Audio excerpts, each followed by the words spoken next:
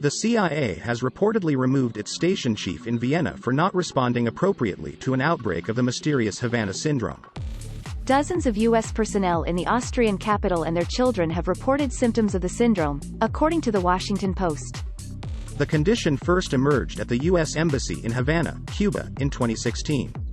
Those affected say they hear buzzing sounds coming from one direction, and feel pressure in their heads.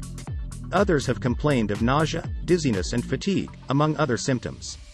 There have been more cases of the syndrome in Vienna than in any city other than Havana, the Post reports. The CIA declined to comment on the report when contacted by news agencies. The paper quotes unnamed U.S. officials saying that removing the top officer in Vienna would send a message that leaders should take Havana syndrome seriously.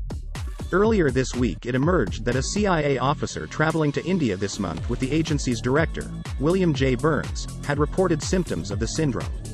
And in August, Vice President Kamala Harris' flight from Singapore to Hanoi, Vietnam, was briefly delayed after an American official reported symptoms.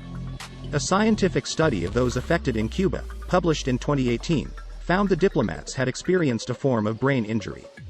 Last year, a U.S. National Academy of Sciences panel found that the most plausible explanation was directed, pulsed radio frequency energy. In June, U.S. Secretary of State Antony Blinken announced a review into the causes of the illness. Earlier this week, a U.S. government source told Reuters news agency a dedicated task force was being led by a CIA official once involved in the search for Osama bin Laden. In July, Mr. Burns said about 200 U.S. officials and relations had experienced Havana syndrome, about 100 of whom were CIA officers and their family members. He has also previously said there is a very strong possibility the syndrome is intentionally caused, and has suggested that Russia could be behind it, an allegation Moscow has denied.